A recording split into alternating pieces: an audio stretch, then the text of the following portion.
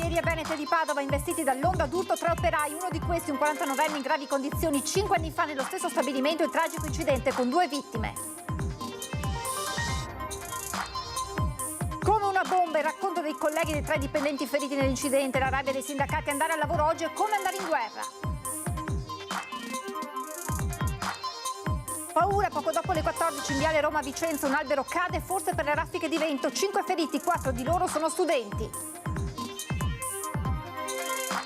Strage di Mestre, affidata la perizia sulla scatola nera del mezzo e sul telefonino dell'autista, disposto un approfondimento sul cuore di Alberto Rizzotto. 150 centimetri di marea in laguna, il Mose salva la città dall'allagamento, i picchi destinati a continuare, intanto una mareggiata si abbatte sul litorale di Jesolo. Colf e badanti nel mirino, controlli a tappeto della Guardia di Finanza di Treviso, in quasi 300 hanno evaso totalmente il fisco e molte di loro percepivano il reddito di cittadinanza. Con l'intensificarsi del conflitto in Medio Oriente sale l'allerta per possibili attacchi terroristici negli aeroporti, già nel mirino dei pirati informatici come accaduto a Venezia e Treviso. Mercoledì 1 novembre alle 15 diretta su Antenna 3 la Santa Messa della Solennità di Ognissanti, presieduta dal Patriarca di Venezia dall'oratorio di Santa Maria della Consolazione nel cimitero di Mestre. Dopo la cerimonia il rosario itinerante. Edizione regionale dei telegiornali di Antenna 3, buonasera e ben ritrovati. Apriamo dunque con un infortunio sul lavoro accaduto nel pomeriggio alle Acciaierie Venete di Padova, dove alle 13 di oggi c'è stata una forte esplosione, 3 operai feriti, uno in gravissime condizioni. Una bomba. E niente, fortunatamente io operavo a circa 70-80 metri da dove c'è stata praticamente l'esplosione e niente, pensiero è corso subito ai colleghi che lavoravano in quell'area e fortunatamente, ripeto, io ero ben lontano. Il boato intorno alle 13, l'esplosione all'interno di Acciaierie Venete a Padova. Il racconto di uno degli operai testimoni dell'infortunio sul lavoro avvenuto nel sito produttivo di Via Francia. Il bilancio è di 3 operai feriti, uno dei quali è ricoverato in gravi condizioni all'ospedale di Padova. Si tratta di un 49enne bosniaco, feriti in modo più lieve un 50enne padovano e un 39enne moldavo. Ci sono sentito sul boato e noi non sappiamo che qualcuno si è fatto male e quindi abbiamo visto le ambulanze, però non stanno a fare tutte le verifiche e tutte le cose del caso. La deflagrazione è avvenuta all'interno di uno dei forni, nell'area dell'impianto dove vengono raccolte le scorie di lavorazione. Un'esplosione ad un forno fusorio, in particolare della parte relativa alla raccolta delle scorie. Quindi c'è questa parte del forno fusorio che raccoglie le scorie a seguito della fusione dei metalli dell'acciaio. L'acqua probabilmente che è intorno a questa struttura non è evaporata e a contatto con i materiali ha creato questa esplosione. L'area dell'esplosione è stata posta sotto sequestro dalla questura. 2 degli operai feriti sarebbero stati colpiti dall'onda d'urto, il terzo invece presenta ustioni più gravi e diffuse. I vigili del fuoco di Padova, intervenuti pochi minuti dopo la deflagrazione, hanno evacuato l'azienda. Negli operai è ancora vivo il ricordo della tragedia del 2018, quando, a causa della rottura di una siviera, una vampata di calore uccise 2 colleghi. Oggi parlano così delle condizioni di sicurezza sul luogo di lavoro. Io credo che l'azienda abbia fatto, dopo l'incidente del maggio di 5 anni fa, l'azienda si è messa in sicurezza e i risultati ci sono stati. Io penso che questo sia un incidente purtroppo casuale, dovuto non si sa, però credo che l'azienda abbia fatto grandi passi in avanti per quanto concerne la sicurezza. Dure le parole dei sindacati. Ormai andare al lavoro è come andare in guerra, a dirlo in una nota Roberto Toigo, segretario della UIL Veneto, pochi minuti dopo aver appreso la notizia dell'esplosione all'interno di Acciaierie Venete che ha provocato il ferimento di 3 operai. In Veneto da inizio anno sono stati registrati più di 60 decessi nell'ambito del lavoro. Mi sto chiedendo se manca qualcosa nei percorsi di formazione che vengono fatti per legge. Mi sto chiedendo se le aziende adottino davvero con rigore tutte le norme di sicurezza, continua Toigo. Dura anche la posizione della FIOM. Stiamo attendendo i delegati con gli RSU e con la FIOM provinciale, stiamo attendendo che lo Spisal esca dall'impianto perché stanno verificando cosa è successo. L'impianto è stato messo in sicurezza, quindi il forno è stato svuotato, 3 lavoratori sono infortunati, ma altri riscontri in questo momento non li abbiamo né dallo Spisal, che sta facendo tutte le perizie insieme alla procura, perché è presente anche la procura, e attendiamo che il responsabile personale arrivi da Brescia. La solidarietà agli operai è stata portata sul posto anche dall'Associazione Mutilati e Invalidi del Lavoro, che proprio ieri aveva avuto un incontro con alcuni dirigenti dell'azienda. La FIM sta cercando di capire cosa è successo dentro l'impianto. Noi più che altro facciamo sensibilizzazione agli operai, ai preposti e via di seguito, perché io dico sempre, prima della sicurezza, prima di fare i corsi di formazione bisogna fare la sensibilizzazione, e questo lo porterò avanti sempre, perché l'operaio deve conoscere cosa va incontro. Andiamo a Vicenza, dove si sono vissuti attimi di paura per un albero caduto, forse a causa del forte vento, 5 i feriti.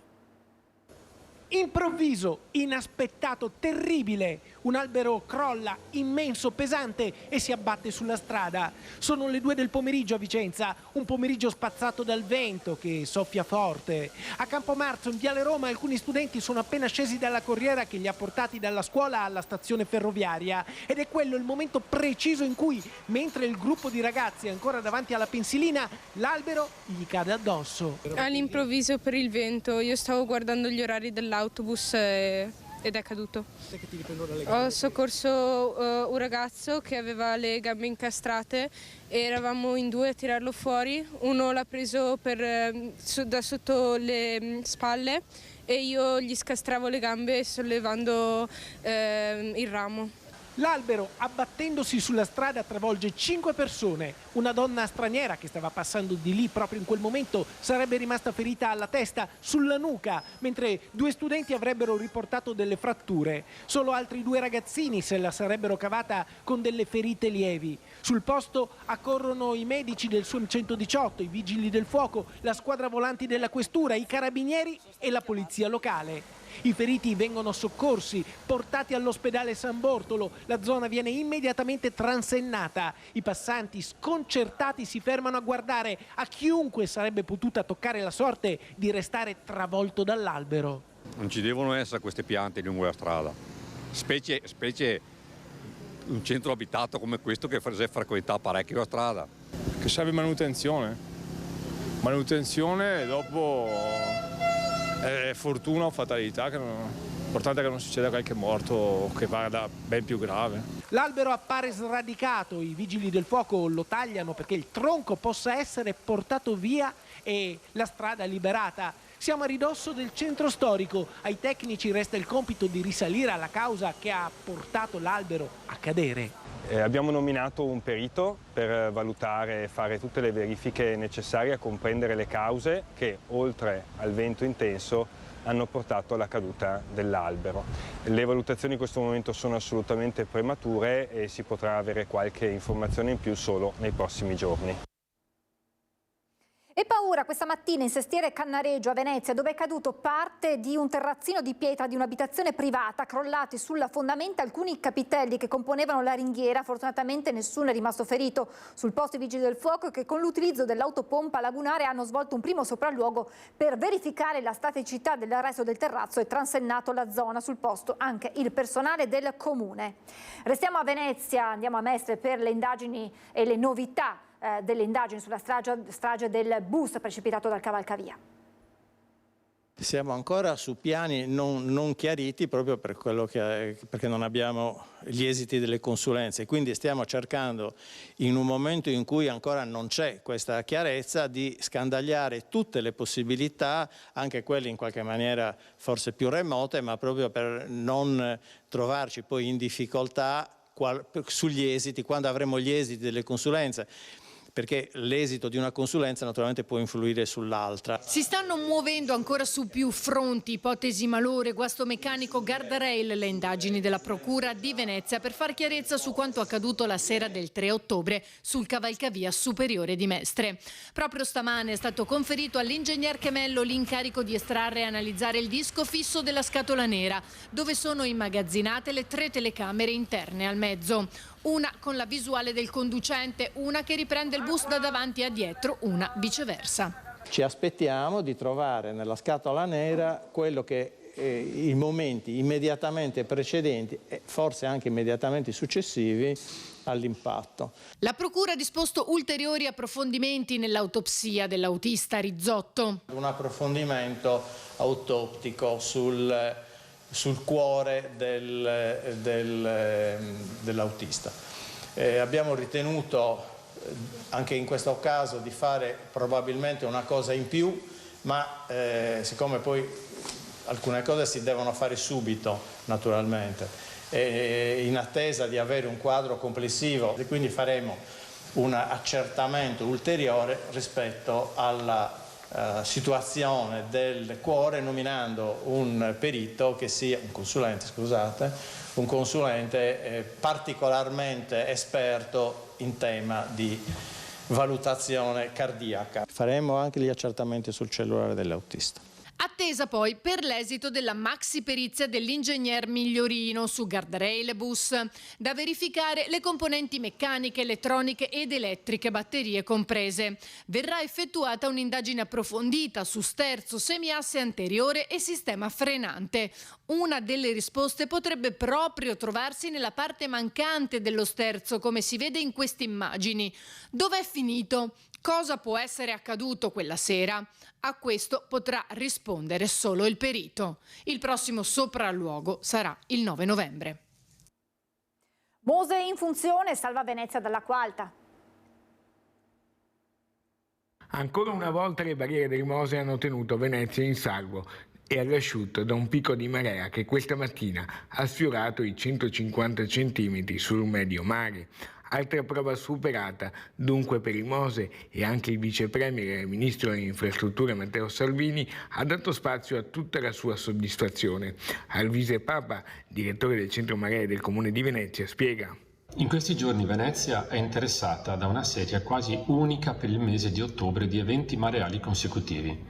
Questa mattina il livello in mare ha raggiunto quasi 1,50 m, mentre Venezia, grazie all'attivazione del sistema Mose, è rimasta asciutta. La sorpresa di molti concittadini però è stata notevole, visto che da diversi giorni la città è soggetta a venti da ovest che proprio per la loro direzione non favoriscono il fenomeno mareale.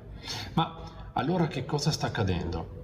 Il quadro meteorologico a scala sinottica, cioè che comprende una regione molto vasta che nel nostro caso copre l'Europa e il Nord Atlantico, è caratterizzato dalla persistenza di un'area ciclonica ad ovest dell'Irlanda, dalla quale da giorni si sviluppa un flusso di aria fredda in quota che interessa anche il Mediterraneo settentrionale. Ecco, spiegato in termini semplici, quello che accade. Per fare un esempio poco scientifico, ma penso che possa aiutare, in questi giorni il mare Adriatico è come una grande torta di gelatina che qualcuno preme su un lato e così dal lato opposto si rigonfia. Ecco, gli effetti di tale configurazione meteorologica li dobbiamo inoltre sommare anche i valori della marea astronomica tra i più alti dell'anno. L'allerta però continua anche per i prossimi giorni.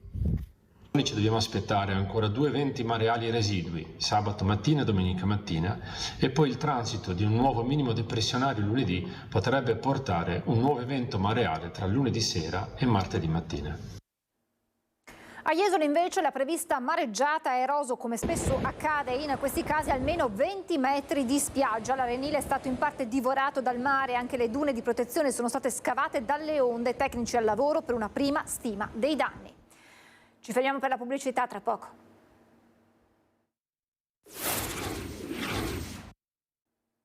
Eccoci in diretta ancora con la cronaca. Colf e badanti nel mirino della Guardia di Finanza di Treviso. Ci sono diversi casi in cui abbiamo individuato delle singole collaboratrici domestiche che, sommando le diverse annualità oggetto di approfondimento, hanno evaso somme anche superiori ai 100.000 euro. Sono più di 4.000 tra colf e badanti prevalentemente provenienti dall'est Europa, Romania, Moldavia e Ucraina, quelle che la Guardia di Finanza ha intercettato come evasori. Sconosciute al fisco, ben 169 percepivano il reddito di cittadinanza e 76 il reddito di emergenza. Quasi una trentina beneficiavano di entrambi, risultando di fatto nullatenenti. È quanto emerge dai controlli eseguiti dalle Fiamme Gialle. Quindi abbiamo individuato tutti coloro che dal 2017 al 2022 per almeno un'annualità avevano percepito redditi superiori a quella che è la soglia di esenzione dalla presentazione della dichiarazione dei redditi, che si aggira intorno agli 8.000 euro all'anno. Da questi controlli per ora sono quasi 300 i collaboratori domestici che non hanno presentato le dichiarazioni fiscali, risultando dunque degli evasori totali negli anni dal 2017 al 2021. Non si tratta di lavoratori in nero, tant'è che al contrario sono stati gli stessi dati forniti all'INPS dai datori di lavoro che ci hanno aiutato a mappare questi collaboratori domestici. Siamo partiti con i controlli nella primavera di quest'anno e siamo ancora più o meno al controllo del 7% delle posizioni individuate. Ne abbiamo controllate 295, contestando finora una evasione di circa 12 milioni di euro. Operazione che, fanno sapere dalla Guardia di Finanza, è solo all'inizio. Evasione che rappresenta più o meno il 10% della base imponibile potenzialmente recuperabile che abbiamo individuato, che si attesta intorno ai 113 milioni di euro. A Bassano, blitz delle Fiamme Gialle all'ISAC. Una nuova bufera sulle case di riposo ISAC di Bassano, questa volta in ambito penale, in merito ad affidamenti e appalti che presenterebbero irregolarità a cooperative, soprattutto Bassano Solidale. Iscritti nel registro degli indagati con ipotesi di reato di turbativa degli incanti, la direttrice ISAC, Chiara Assunta Tracanzan, e il presidente del CDA della cooperativa, Valentino Chemin. Il blitz delle Fiamme Gialle nella sede amministrativa dell'ente, lo Sturm di Vicolo Carezzonico, e nella sede di Bassano Solidale in Viale Vicenza, ma perquisizioni sono state fatte anche nelle abitazioni dei due indagati e in società con cui si sarebbero create associazioni temporanee di impresa. Una maxi operazione coordinata dalla Procura di Vicenza, di cui però ancora si conosce poco, bocche cucite dagli inquirenti vista la delicatezza del caso. Sequestrato diverso materiale, sia cartaceo che elettronico, PC, tablet, che ora passeranno al vaglio dei tecnici della finanza per accertare possibili riscontri all'ipotesi del reato, secondo cui la direttrice delle case di riposo avrebbe favorito la cooperativa per esternalizzare diverse tipologie di prestazioni. Una denuncia penale che andrebbe così ad affiancarsi a quelle numerose fatte dalle sigle sindacali unitarie e dai familiari degli anziani ospiti, che hanno segnalato più volte con scioperi e cortei perché preoccupati di un impoverimento della struttura. Sale l'allerta terrorismo negli aeroporti italiani già nel mirino dei pirati informatici.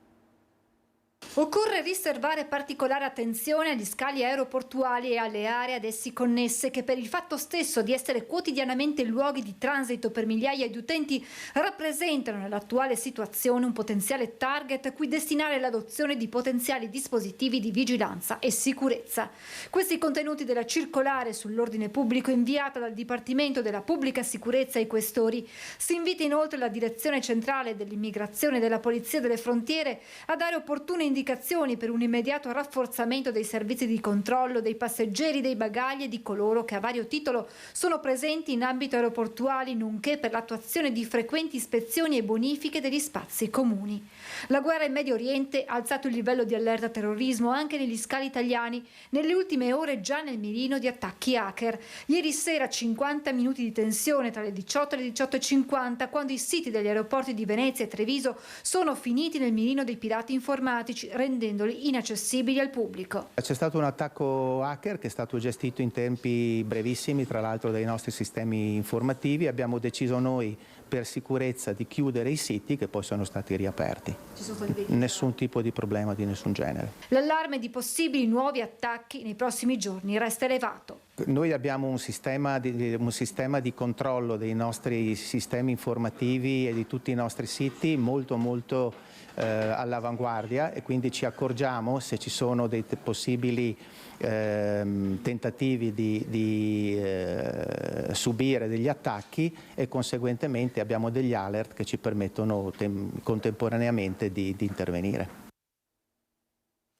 Mercoledì 1 novembre alle 15 su Antenna 3 andrà in onda la Santa Messa della Solennità di Ognissanti, celebrata dal Patriarca di Venezia Francesco Moraglia, in diretta dall'Oratorio di Santa Maria della Consolazione all'interno del cimitero di Mestre, a seguire la commemorazione dei defunti con la recita itinerante del Rosario nel Camposanto di Mestre e la benedizione finale impartita dal Patriarca. È tutto, previsioni del tempo, grazie per l'attenzione, buona serata.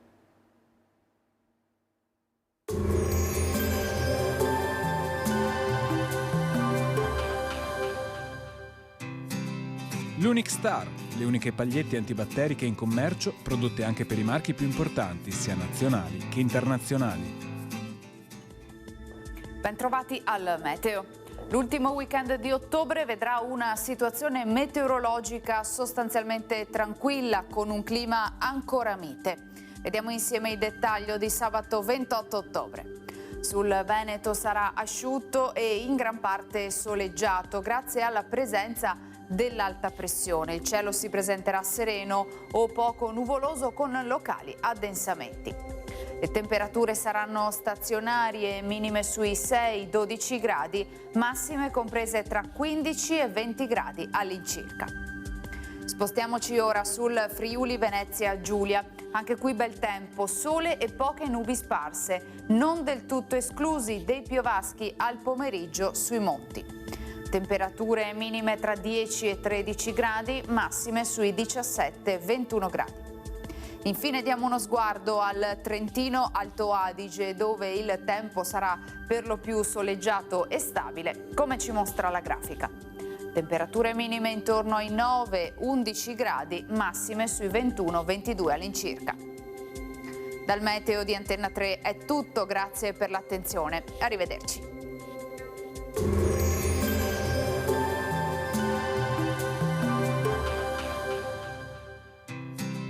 L'Unic Star, le uniche pagliette antibatteriche in commercio, prodotte anche per i marchi più importanti, sia nazionali che internazionali.